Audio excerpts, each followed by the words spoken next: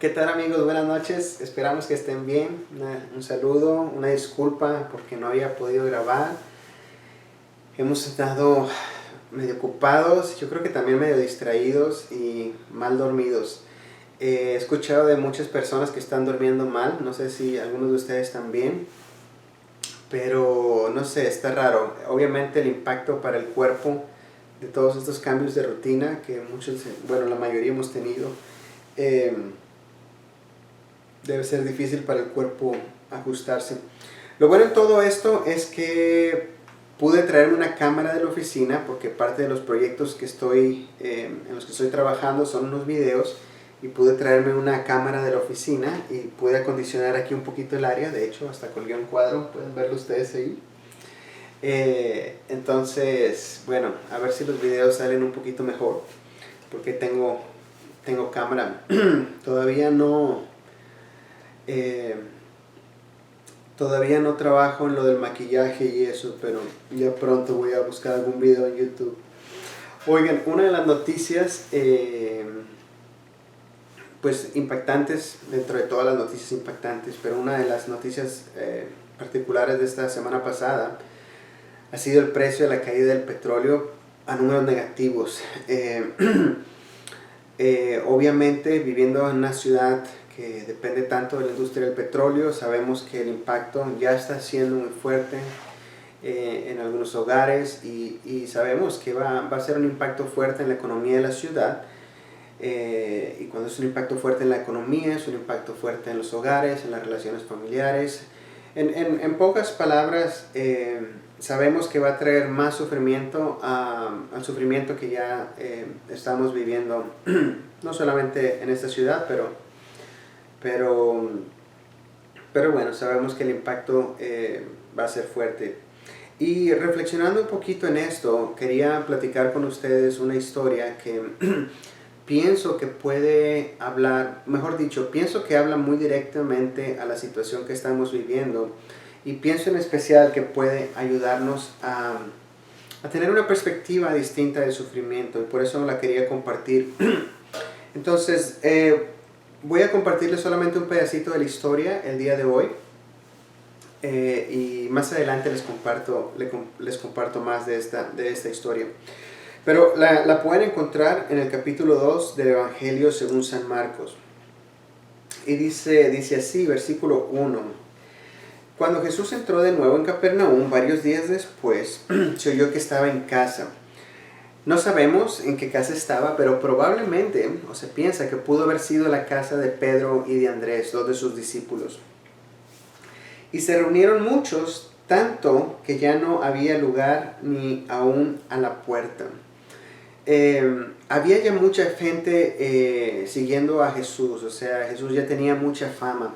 Había mucha gente que lo buscaba porque tenían problemas, tenían enfermedades y querían que Jesús los sanara. Encontramos muchas de estas historias en los evangelios.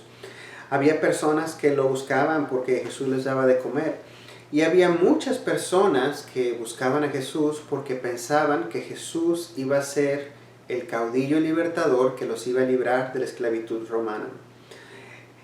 Obviamente esto significaba libertad política y una mayor prosperidad económica, si Jesús realmente los libraba de la opresión romana, ¿no? Entonces había mucha gente que buscaba a Jesús porque tenían distintos tipos de sufrimiento.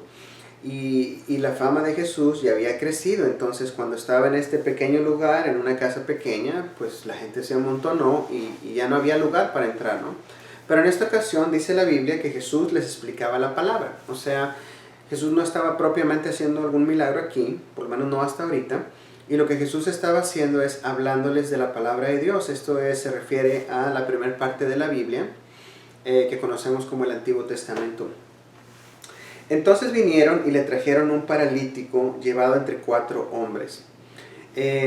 No sabemos el nombre del paralítico, pero sabemos que tenía buenos amigos, y que a estos buenos amigos les importó tanto aprovechar la oportunidad de que Jesús estaba en el pueblo para llevar al paralítico a Jesús. ¿Por qué quería el paralítico ver a Jesús? Bueno, es muy obvio, porque quería ser sanado por Jesús. Versículo 4. Como no pudieron acercarse a Jesús a causa de la multitud, levantaron el techo encima de donde él estaba. Y cuando habían hecho una abertura, bajaron la camilla en que estaba acostado el paralítico. Obviamente llegan, la casa está llena, no pueden entrar, y menos con una camilla con un hombre acostado. Entonces lo que hacen es subir al techo. En aquel entonces las casas normalmente tenían un techo plano, como muchos de los techos de las casas en Latinoamérica, y se podía accesar por medio de una escalera lateral. Y se usaba, era común usar estos techos como una especie de terraza, ¿no? Para distintos usos. Y entonces estos hombres hacen eso, se suben al techo y empiezan a hacer una abertura en el techo. Los techos eran básicamente techos de hojas y vigas y tierra compactada, ¿no? Entonces era posible hacer una especie de abertura por donde bajaran a esta persona. Pero no era normal tampoco hacer una especie de abertura, y menos si no era tu casa.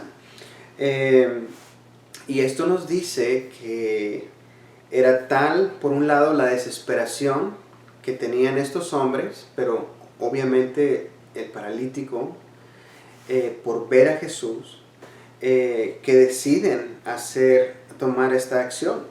Y por otro lado nos dice que no solo tenían mucha desesperación, sino que realmente creían que este hombre llamado Jesús podía hacer algo por el paralítico, podía sanarlo. Entonces ellos hacen este agujero para bajar el paralítico. Ahora pensemos un momento en los que estaban adentro de la casa, porque debió haber sido una escena un poco chusca, bastante impresionante. Si estuviéramos en México, puedo imaginar claramente la escena. Empieza de repente a caer tierra por personas que están arriba moviéndole al techo, y toda la gente empezaría a chiflar, a silbar, ¿no? Y bueno, si lo pensamos, le debió haber caído mucha tierra a Jesús en la cabeza, ¿no? Pero bueno, de nueva cuenta, estos hombres en su desesperación hacen esto. Y el paralítico, obvio que quería ser sanado, quería caminar, por eso estaba ahí, por eso había pedido el favor, por eso se estaba arriesgando a hacer esto, a abrir el techo de esta casa. Y esto me hace pensar algo, como les mencionaba al principio, con respecto al sufrimiento. Muchas veces el sufrimiento nos empuja a querer buscar a Dios. Muchas veces el sufrimiento nos empuja a querer conocer a Dios, y obviamente lo conocemos al conocer a Jesús. Conocemos cómo es Dios, quién es Dios, conocemos a Dios al conocer la forma en la que Dios se ha dado a conocer, que es en su Hijo Jesús. Entonces, muchas veces es el sufrimiento lo que nos empuja en esa dirección. Y yo quiero, eso es algo en lo que yo he estado pensando y que los quiero invitar a pensar, porque creo que es algo muy importante. El sufrimiento que estamos viviendo y el que viene, el sufrimiento que algunos de ustedes ya están viviendo, y peor aún, lo que viene por delante, vienen tiempos muy, muy difíciles. No podemos decir que el sufrimiento es algo bueno o algo que le produce alegría a Dios, o que a Dios le da mucha alegría mandarnos a nuestras vidas, ¿no? El sufrimiento que experimentamos en el mundo viene porque vivimos en un mundo que está mal, desde que nuestros antepasados se rebelaron contra Dios. Es decir, la Biblia dice desde que el pecado entró en el mundo. Sí, el sufrimiento no era parte de la creación original, pero Dios permite que suceda la rebeldía de Adán y Eva y todo el sufrimiento que viene después. Pero aún así, hablando del sufrimiento en nuestras vidas, de nueva cuenta, no es algo que nos vaya a producir alegría. No estoy diciendo eso, ni que sea algo ligero o algo que nos pueda, no sé, que lo podamos pasar como si nada estuviera pasando. Pero aún así, el sufrimiento es algo que Dios comúnmente usa para acercarnos a Él. Dice el autor de las Crónicas de Narnia, autor también de un libro que se llama Mero Cristianismo, C.S. Lewis, dice que Dios nos susurra, o sea, nos habla quedito en nuestros deleites, nos habla normal en nuestro estado consciente, pero nos grita en nuestros sufrimientos. Dice C.S. Lewis que el sufrimiento es el altavoz de Dios para levantar a un mundo sordo. Y este ha sido el caso de muchas personas a lo largo de la historia. Ha sido, yo creo que también mi caso, como en épocas de sufrimiento es cuando más he sido despertado a mi necesidad de Dios y a mi necesidad de conocerle y de buscarle en su palabra y de estar en conexión con Él por medio de la oración y de aferrarme y confesar y aprender a vivir en dependencia al Señor Jesús. Es en los tiempos difíciles, en los tiempos del sufrimiento. Mucha gente se vuelve a Dios en medio del sufrimiento. Y a veces pensamos, cuando vemos a alguien sufrir, que empieza a buscar a Dios, pensamos, no está pensando claramente, se está volviendo más religiosa, más espiritual porque está pasando por un sufrimiento. Pero al rato que pase la situación difícil, esa persona va a pensar con claridad y va a regresar a sus 5 sentidos y se le va a olvidar todo aquello. La realidad es que es en medio del sufrimiento, cuando no tenemos muchas otras distracciones en la vida que comúnmente tenemos, es cuando estamos más a tono con nuestra principal necesidad, con la realidad de nuestras vidas. Es cuando estamos más en nuestros 5 sentidos.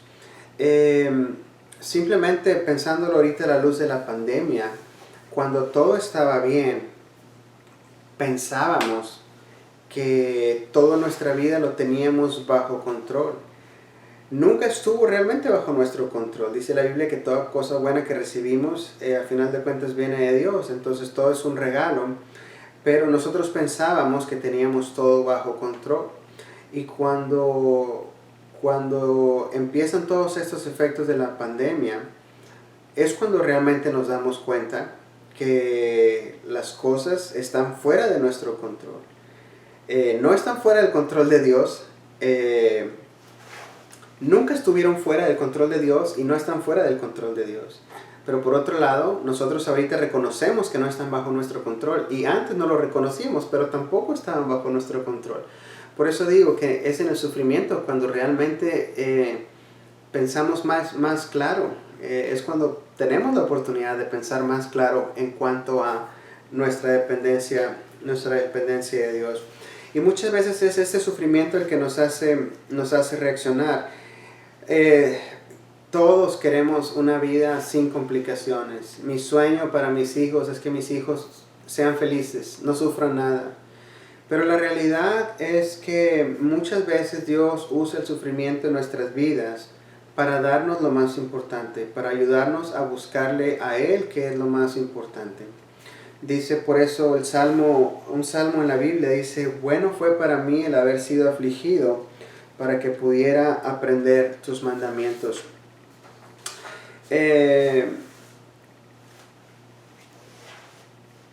Bueno, quisiera terminar simplemente mencionando esto. El paralítico fue a buscar a Jesús. Su sufrimiento lo empujó a ir a buscar a Jesús.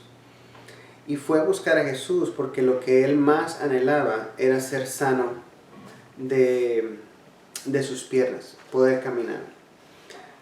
Pero lo que encontró, ¿sí? Fue algo mejor.